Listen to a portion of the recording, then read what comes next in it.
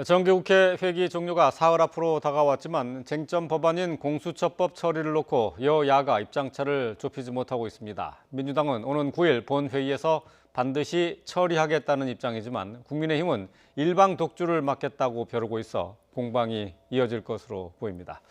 취재기자 연결합니다. 한현희 기자. 네, 국회입니다.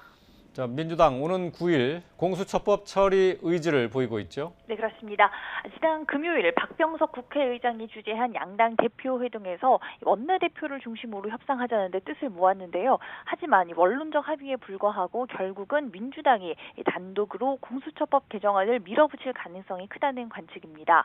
김태년 원내대표는 SNS에 오늘까지 여야가 공수처장 후보 합의를 위해 최선을 다하겠다고 밝히면서도 합의가 안 됐을 경우 정기국회 회기 내에 추천 요건을 변경하는 법 개정을 하겠다고 강조했습니다.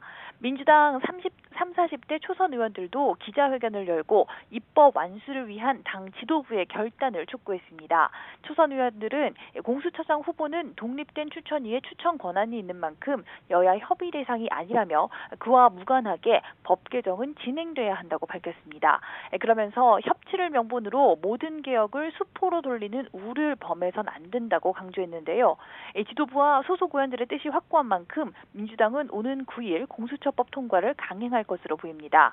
민주당은 이 밖에도 국정원법과 경찰청법, 일하는 국회법, 고용보험법, 생활물류서비스 발전법과 공정경제 3법 등을 9일 본회의에서 처리하겠다고 예고했습니다. 이에 대해서 국민의힘은 공수처법 개정안에 찬성할 수 없다는 입장이죠. 네, 그렇습니다. 국민의힘은 민주당의 입법 독주를 용납할 수 없다는 입장입니다. 국민의힘 주호영 대표는 코드에 맞는 사람을 찾기 위해 무리할 경우 국민적 저항을 면치 못할 것이라고 강조했습니다. 그러면서 민주당에서 자신들이 합의할 수 있는 사람을 찾아내는 노력을 해서 합의하는 것이 중요하다고도 밝혔는데요. 또 이를 위한 여야 원내대표 회동에 대해서도 아직 확정되진 않았지만 가능성은 없지 않다며 여지를 뒀습니다. 국민의힘은 여당에서 공수처법 개정안 단독 처리 가능성이 언급되는 것에 대해서는 정권의 내리막길에 가속 페달까지 밟기엔 위험하지 않느냐고 비꼬기도 했습니다. 국민의힘 이렇게 공수처법 입법 저지에 최선을 다하겠다는 입장이지만 민주당이 법안 처리를 강행할 경우 뾰족한 수가 없어서 고심하고 있습니다. 대표적인 저지 수단으로 꼽히는 필리버스터도 처리 시점을 늦추는 것일 뿐 공수처법 개정안 통과 자체를 막을 수는 없기 때문입니다. 국민의힘은 일단 추미애 법무부 장관과 윤석열 검찰총장 갈등 등으로 악화한 여론을 최대한 활용할 것으로 보이는데요.